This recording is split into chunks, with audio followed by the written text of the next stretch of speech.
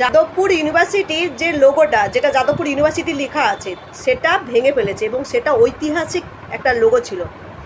সেটা ভেঙে ফেলায় ওখানকার স্থানীয় মানুষ এবং ওখানকার ছাত্ররা, যারা পুরনো ছাত্র ছিল, সবার মনের মধ্যে একটা খুব কষ্ট, কারণ এটা একটা ঐতিহাসিক জিনিস ছিল। হ্যাঁ, তো সেই জায়গায় দাঁড়িয়ে অভিজিৎ গাঙ্গুলি তিনি বলছে এটা এবিভিপির ছেলেরা ভাঙেনি, ওর উপর উঠে দাঁড়াতে গেছিলো তাই ভেঙে গেছে। তা উনি একজন কোর্টের জাজ ছিল, প্লাস উনি একজন উকিলও ছিল, বর্তমানে বিজেপি বিধায়ক। কথাটা হচ্ছে ওই লোগোর ওপরে কি উঠে দাঁড়ানোর জিনিস? একটা ইউনিভার্সিটির লোগোর ওপরে উঠে দাঁড়ালো ওরকম গেট টপকানোটা কি ঠিক? আপনারাই বলুন দেখি। আপনারা অভিজিৎ গাঙ্গুলিকে কিন্তু বিজেপি বিধায়ক হিসেবে নেবেন, উনি আগে কি ছিল, উকিল, জাজ, এই হিসেবে বিচার করবেন না। ভিডিওটি দেখুন, তাহলে বুঝতে পারবেন। প্রথমে মারা হয়েছিল, সেই জন্য এবিভিপি সমর্থকরা গেট ভেঙে ঢুকেছে। গেট তো ভাঙেনি, আর এরা যারা বলছেন যে ওই লোগোটা ভেঙে দিয়েছে, ওটা কেউ ইচ্ছে করে ভাঙেনি। ওটা পা দিয়ে উঠতে গেছে, তখন ওটা ভেঙে পড়ে গেছে। ওটা নিয়ে ধ্বংস করে ফেলেছে বা কিছু এরকম ব্যাপার নয়, ওটা গোটা আছে, ওটা লাগিয়ে দিলেই হবে অ্যাডিসিভ দিয়ে, খুব দামি খুব ভালো অ্যাডিসিভ দিয়ে লাগিয়ে দিলেই ওটা হবে, ঠিক আছে। দেখুন, জুতো পরে দাঁড়িয়ে যাও, কেউ ইচ্ছে করে জুতো পরে দাঁড়িয়ে যাবে না।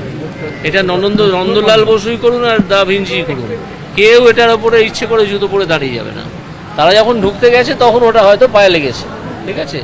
সুতরাং এটা নিয়ে অপপ্রচার চলতে পারে, কিন্তু প্রচার চলবে না, এটা খুলে পড়ে গেছে, এখন এটাকে লাগিয়ে দিলেই হবে। যাদবপুর বিশ্ববিদ্যালয়ে ঢুকে যেভাবে তাণ্ডব চালালো একজন বহিরাগতরা, এবং তারা এবিভিপি বলে যে একদম দাবি করছে, এই বিষয়টাকে আপনারা সমর্থন করেন? না, এটা সমর্থন অসমর্থনের চেয়েও বড় প্রশ্ন হচ্ছে ন্যায্যতা। প্রথমে এবিভিপি সমর্থকদের মারা হবে কেন? এই রাইট লেফটিস্টদের কে দিয়েছে? লেফটিস্টরা এটা করবে কেন? তারা শান্তিতে থাকতে পারে না।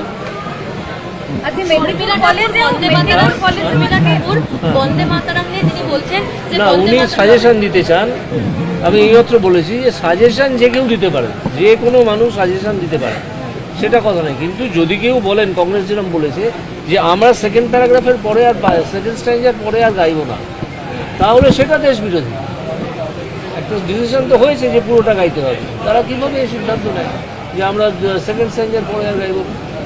মেদিনীপুর কলেজেও আজকে ঝামেলা চলছে, এবিভিপি বনাম এসএফআই, এই যে সমস্ত কলেজে এই ধরনের অশান্তি। না, এই যদি এবিভিপিকে যদি অকারণ উত্তক্ত করা হয়, তাহলে এবিভিপি তো নিজের রাস্তা নিজে দেখবে, এ বিষয়ে অন্য কিছু বলার নেই।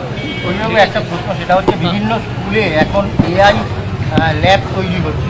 এর আগে বামেদের সময় দেখতে পাওয়া গেছিল যে শিক্ষাটাকে প্রায় শেষের দিকে নিয়ে চলে যাওয়া হয়েছিল, এবং তারপর তৃণমূলের আমাদের ধ্বংস করা হয়েছে দুর্নীতি কার্যত শিক্ষাক্ষেত্রে। এখন কিন্তু এআই ল্যাব তৈরি হচ্ছে, এআই ল্যাবের মতো জায়গা তৈরি হচ্ছে রাজ্যে, কি বলবেন বিষয়টা? না, এআই তো আসছে, নতুন টেকনোলজি, এটাকে তো আমাদের অ্যাকসেপ্ট করতেই হবে, কিন্তু তাও সেটা উইদিন সাম লিমিটেশনস। কারণ এআই অ্যাকসেপ্ট করলাম আর আমার 1000 লোকের চাকরি চলে গেল, এটা যাতে না হয় সেটা দেখতে হবে।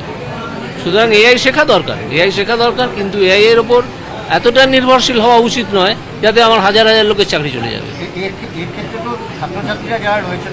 তারা শিখবে, নিশ্চয়ই উন্নতি হবে, তারা শিখবে, তাদের শেখার জন্যই তো এই ব্যবস্থা করা হচ্ছে।